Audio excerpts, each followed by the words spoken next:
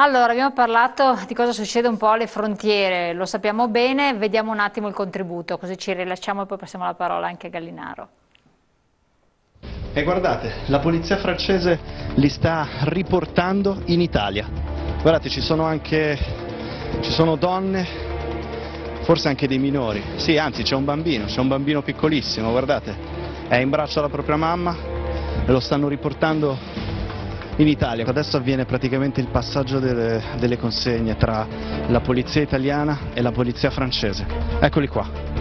Questa è una riammissione, questo è quello che succede quotidianamente, più volte al giorno, qui al confine di Ventimiglia. Go in Italy, right, you have to go Italy. How old is him? William. How old? How many years? 2 years. And you have to come back in Italy. Good luck, guys. Guardate, queste persone le stanno riportando in Italia, tra di loro c'è anche un bambino di 2 anni. Italia? Yeah, this is Italia. Yeah. And this is France. Guardate, è incredibile, questo ragazzo non ha neanche capito che cosa gli è successo. Ha chiesto a noi. Guardate. È incredibile. Neanche lui sa che cosa è successo. Guardate. Allora, dell'incredibile, in che condizioni arrivano, come stanno? Beh, l'abbiamo visto, ma anche molto peggio, perché poi alcuni non hanno neanche ovviamente gli indumenti, sappiamo che anche i poliziotti danno le loro maglie, eccetera. Vediamo che poi, ecco, perché i paesi europei dovrebbero accettare i profughi, non sono loro i cattivi, siano noi i falsi buonisti, non è che sotto sotto ci sono altri motivi. E questi sono i retropensieri, sono delle mail che sono arrivate quando abbiamo preannunciato anche la trasmissione. Cioè i cittadini dicono qua c'è qualcosa che non quadra, qualcosa che non va. Vediamo un altro contributo, quello relativo alla scabbia, perché è il titolo un po' della trasmissione, perché ci aiuta anche a capire le condizioni in cui queste persone arrivano. Sono percentuali in aumento, vediamolo insieme. Il fatto: aumentano i casi di scabbia tra i migranti. Circa il 10% dei migranti giunti in Italia nel 2015 è infatti affetto da scabbia, che però è una malattia banale per la quale abbiamo farmaci a basso costo efficaci che vengono distribuiti, a dirlo Raniero Guerra, direttore generale della prevenzione sanitaria del Ministero della Salute. Nel 2014, ha precisato, ci sono stati 2.262 casi di scabbia, un centinaio di patologie respiratorie, un'ottantina di febbri di varia natura su 140.000 persone arrivate. Nel 2015 la situazione è relativamente peggiorata, perché su 46.000 sbarchi abbiamo avuto 4.700 scabbie o parassitosi di altro tipo, pari a circa il 10%. Ma di scabbia non si muore, ha spiegato Guerra. Abbiamo terapie efficaci, non è bella da vedersi perché provoca il grattamento e per questo può essere super infettante per la pelle. C'è stato quindi un aumento rilevante rispetto allo scorso anno. Nel 2014 2.262 casi di scabbia, e dobbiamo considerare che in totale ci sono 30 medici di confine che operano soprattutto in Sicilia e nei principali punti di sbarco dei migranti, ha detto sempre Guerra, che sono stati 200.000 fra il 2014 e il primo semestre 2015. Il ministro della Salute Lorenzin ha chiesto che possano esserne assunti altri 60 per rinforzare il controllo dei flussi, soprattutto negli uffici periferici. Ma intanto la scabbia che cos'è? È una malattia infettiva particolarmente contagiosa, causata da un acaro invisibile a occhio nudo, parassita umano obbligato, ossia che non è in grado di sopravvivere a lungo lontano dalla pelle umana, circa 36 ore. Le femmine gravide scavano un tunnel, un cunicolo nello strato corneo, depositano le uova fecondate e le larve maturano in pochi giorni. Le tracce visibili della scabbia si visualizzano come linee corte, ondulate, rossastre, oscure sulla superficie della pelle, concentrate attorno al polso e tra le dita. Dopo il contagio si crea un'eruzione cutanea, un rossore con pustole rosse in rilievo. Il sintomo è un forte prurito che può peggiorare di notte o dopo un bagno caldo. Queste manifestazioni sono dovute agli acari presenti nei cunicoli e ai loro prodotti saliva ed escrementi. La scabbia viene trasmessa attraverso il contatto prolungato tra le epidermidi, oppure mediante contatti sessuali con un'altra persona infetta, oppure si diffonde più facilmente nei luoghi affollati, nelle scuole, negli asili, negli assembramenti di vario genere, e può essere trasmessa anche anche attraverso il contatto con altri oggetti, vestiti, biancheria, mobili, superfici, con cui una persona infetta sia entrata in stretto contatto. La prevenzione si esegue controllando le lenzuola, le coperte, tutto quello che è tessuto di ogni luogo, ponendo grande attenzione nel provare indumenti di seconda mano. Importante quindi lavare tutti i capi e sigillarli in un sacchetto di plastica per un paio di settimane. Giusto per informare, insomma, perché dopo quando si parla di scabbia ci dicono di scabbia non si muove, non è neanche una cosa estremamente piacevole, e poi soprattutto prevenzione, quindi grande attenzione, igiene e pulizia. Prego Gallinaro. Sì, c'è un autocompiacimento nel ripetere queste cose, la scabbia, il pericolo. No, ma guardi, sa che cosa? Che non lo si dice da nessuna parte, perché nel nazionale non se ne parla. Siamo dovuti andare su un canale della televisione, vabbè, che copertura nazionale, ma privata, che è l'unica che ne parla, per avere un contributo, perché gli altri canali proprio il problema non esiste, e la dichiarazione del ministro lascia allibiti. Per evitare i falsi allarmismi, un po' perché basta lavarsi, insomma. Dopo aver visto una trasmissione come questa, questo programma che avete mandato in onda, uno viene prurito, aiuto. Sì. E invece credo che ognuno di noi qui e anche chi ci sta ascoltando dovrebbe fare un po' il quadro della situazione. Sempre questo succede, qualsiasi cosa capiti nella vita, uno dovrebbe capire dov'è, dove siamo noi. Siamo il paese più vicino, un fronte di guerra. E allora non è che possiamo far finta di nulla. Capito? Vi ricordate la storiella del contadino che sta lavorando, arriva il bambino e dice corri a casa subito, c'è tuo padre che è morto, mi dice cazzo, chissà a che ora si va a mangiare stasera. Una cosa fa ridere, soprattutto in dialetto, dice vabbè ora si mangia stasera. Ed è quello che io sento mediamente in giro. Sento qualcuno che dice ecco qua, le cose non tornano più come prima. Insomma qualcuno lo dirà, lei ha anche una responsabilità come conduttrice, bisogna dirlo, le cose non tornano più come prima. Non passa, non è che passi, non solo non passa, ma anche noi non possiamo far finta di niente. Certo. Ma non è che non possiamo perché per una questione morale, poi per piacere non dite più la parola buonismo perché ho via di testa, mi sento matto. Il buonismo cos'è? È una ripetizione pedissequa di un comportamento, è un'ideologia, è pietismo, non lo so.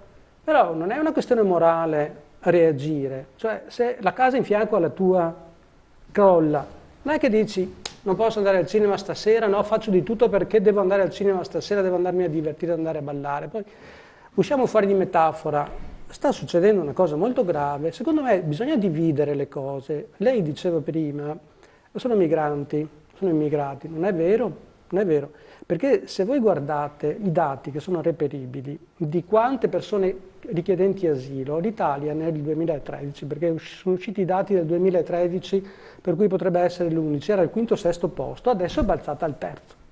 I dati che sono usciti stamattina, l'Italia è al terzo posto. Cosa significa questo? Significa che prima le guerre erano vicine agli altri, le primavere arabe vedevano entrare in Francia e adesso vedono entrare in Italia. Ma fermatevi un secondo per piacere, vedete la legislazione, perché non si dice mai ad esempio tutta sta partita sulla Francia che rifiuta i gendarmi che ritornano?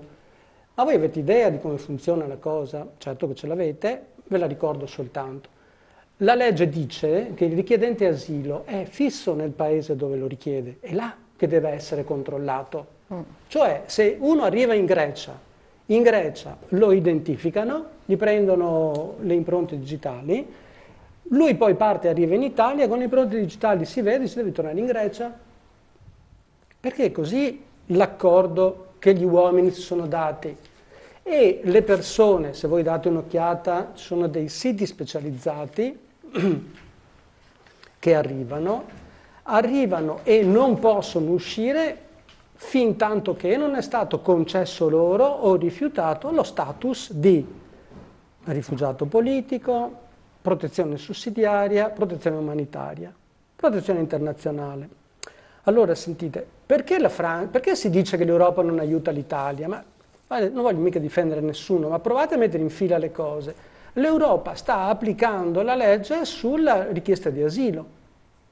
Se io entro dentro in uno Stato e dico richiedo asilo, intanto prima di tutto mi identificano, quindi chi ha dei problemi con la legalità non chiede asilo perché viene immediatamente identificato. Identificato significa deve portare i documenti se li ha, prendono le impronte e fanno delle ricerche, perché c'è una commissione per noi e a Gorizia che stabilisce se queste persone hanno diritto ad asilo politico, cioè per condizioni soggettive, alla protezione sussidiaria a condizioni oggettive, magari c'è guerra, c'è pericolo, oppure se nessuna di queste due ricorre, prendono la protezione umanitaria. Ad esempio le ragazze, le bambine che rischiavano di essere infibulate nell'Africa dell'Ovest, prendevano molto spesso, quando fuggivano i genitori mettevano questo, si portavano le prove.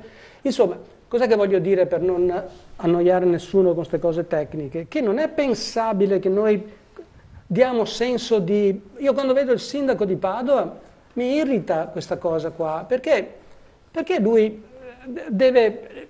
che faccia la sua parte, Padova è il capoluogo, io capisco che i sindaci, ma il discorso che lei faceva prima mi sembrava, interpretazione personale, che fosse più improntato sul, come si potrebbe dire, sul non funzionamento della macchina statale, e questo lo capisco. L'Italia non ha una burocrazia sofisticata, mentre in altri posti leggendari la burocrazia tedesca ci piegano pochi giorni a dare un permesso di soggiorno a chi ne ha diritto. In Italia ci vuole un bel po', ci vogliono 3 mesi e mezzo per ottenere il permesso di soggiorno una volta che uno, anche per il rinnovo ad esempio. Non ne parliamo delle cittadinanze. L'Italia promette ai cittadini stranieri che chiedono la cittadinanza di darla entro 2 anni e normalmente non lo fanno, non riescono a farlo, non ci riescono. Non ho capito perché lei trasale quando parla del sindaco di Padova, che abbiamo No, io trasale quando parla del sindaco di Padova perché vedo un'intima, intrinseca contraddizione immanente dentro, perché se uno dice qualcosa e poi lo fa, ha il mio rispetto. No, magari non sono d'accordo, ma ha il mio rispetto.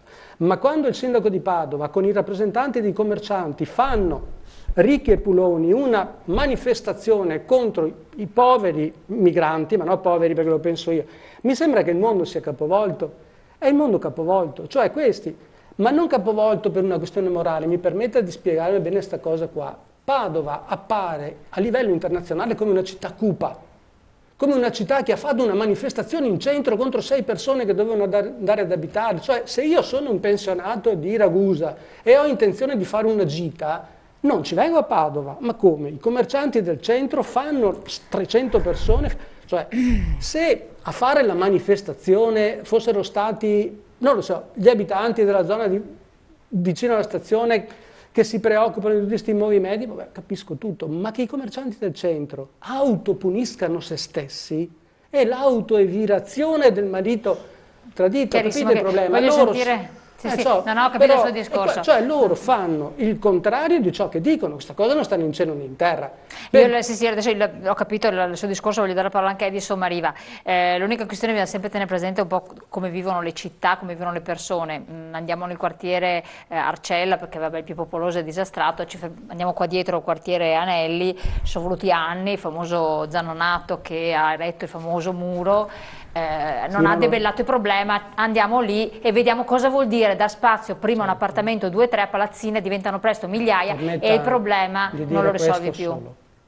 Allora non si risolve. Nessuno può dire contro i cittadini che manifestano, perché dicono siamo preoccupati, casomai ci si può tranquillizzare, ma quando il commerciante fa scattare su Al Jazeera, viene fuori una manifestazione di Padova cupa e chiusa, contro gli interessi del commercio. Al Jazeera. Risponda lei perché questo non lo so di Al Jazeera che posizioni abbia. Rispetto all'opinione di Gallinaro, però pietà. Mi pare un film surreale quello che ha descritto, fermo restando che le regole che ha citato sono quelle che ci sono in effetti, cioè non ha stravolto quello. Le regole però le fanno gli uomini e le regole si cambiano. Con queste regole noi non possiamo mantenere gli immigrati in Italia. No, il fatto è che le regole sono state fatte in condizioni diverse. Non abbiamo i soldi per farlo. Le nostre tasse devono servire ad altro. Purtroppo servono anche ad alcune cose illecite, ma le nostre tasse devono mantenere in primis gli italiani. Allora, detto questo, la regola che stabilisce che il profugo rimane nel paese in cui è approdato è il famoso Trattato di Dublino citato da lei. E perché non rimangono in Spagna? Visto che vengono da sotto, c'è qualcosa che non va. Si può cambiare. Abbiamo avuto 6 mesi di governance dell'Unione Europea. Abbiamo posizionato una persona che non conta nulla purtroppo per lei, che è la Mogherini, e non abbiamo fatto nient'altro.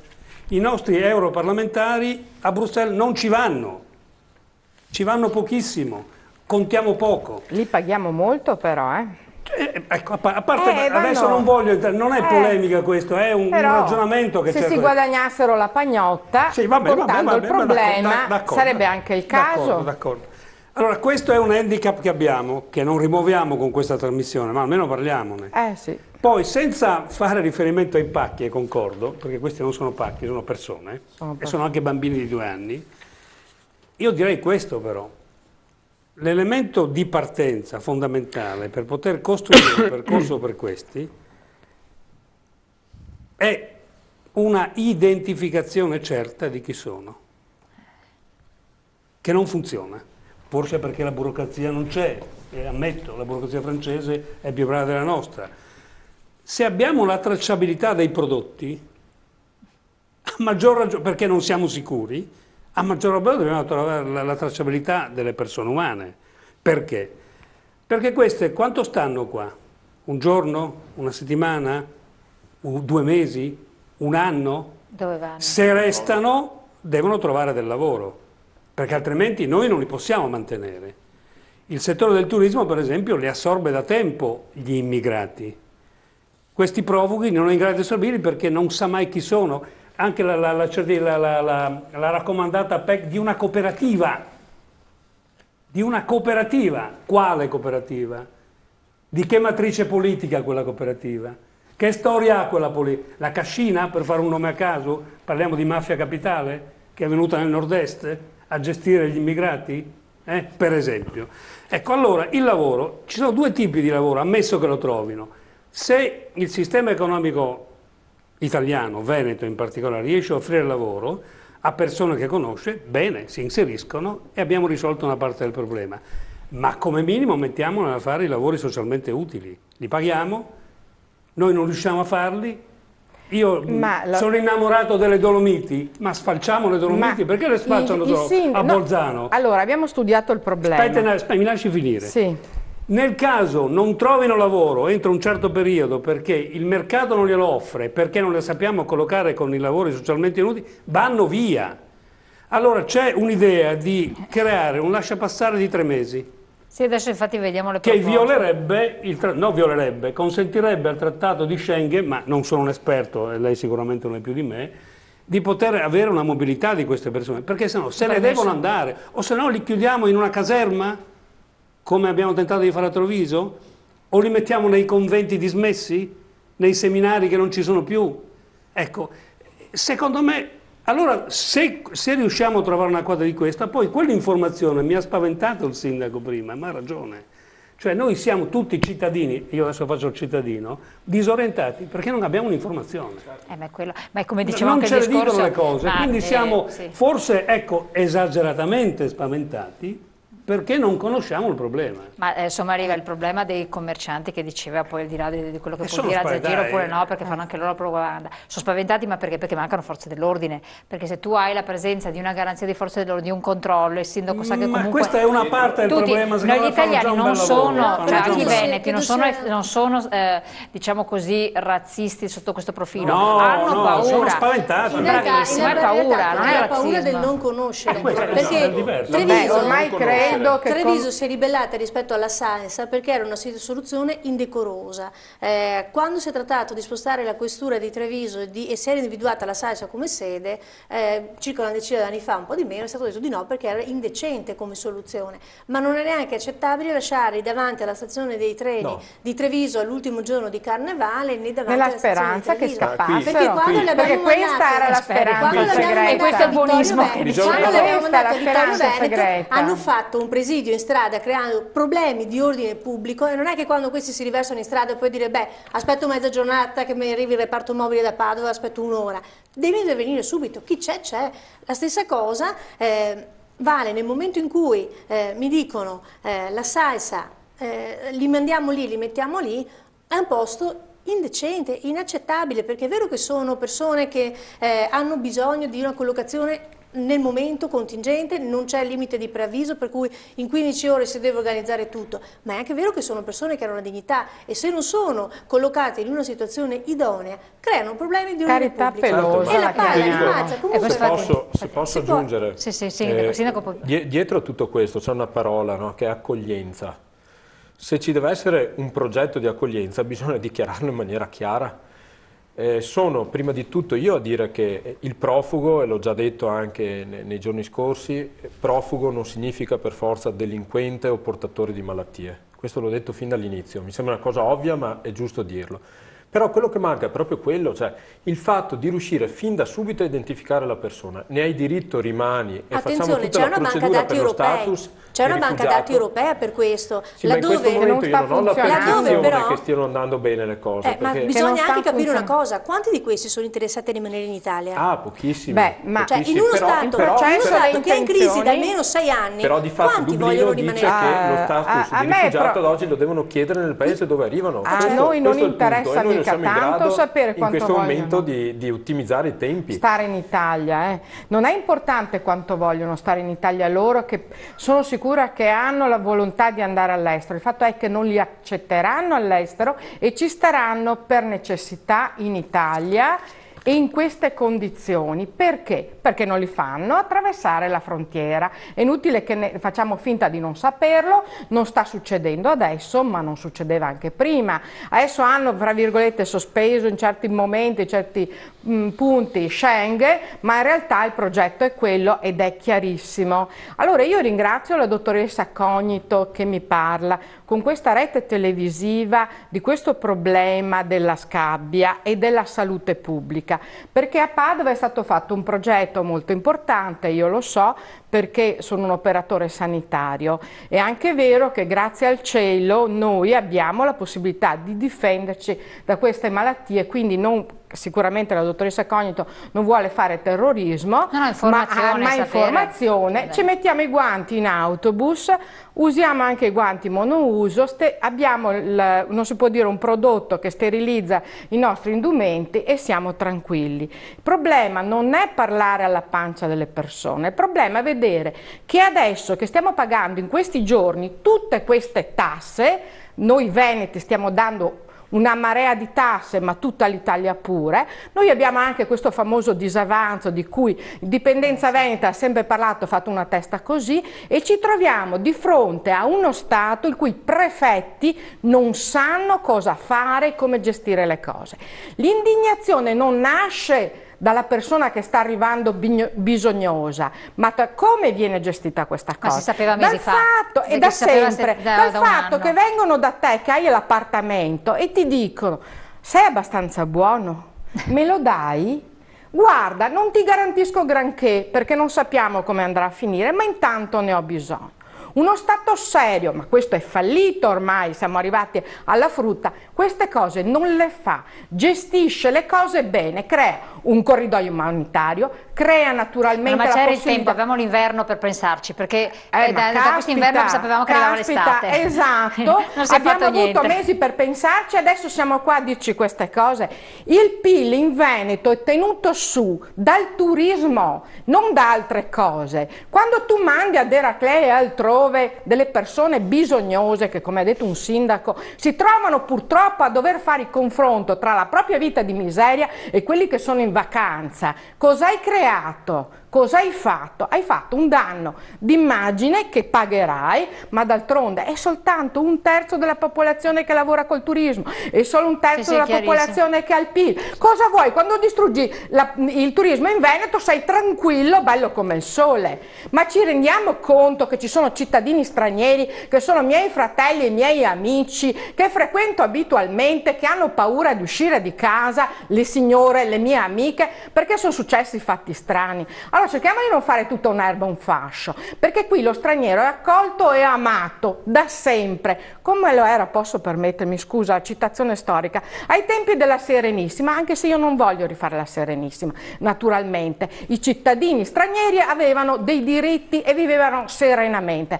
Allora a questo punto uno Stato fallito cosa ci ha dato? Tasse da pagare, IMU, quanti siamo di noi che sono andati? Ci dà 4.000 euro a testa in più da regalare, così chiarissimo. Ecco. Allora io voglio passare la parola anche a Filippo Lazzarin, prima però la pubblicità che incombe, così può parlare tranquillamente. Pubblicità, poi ritorniamo in studio tra poco.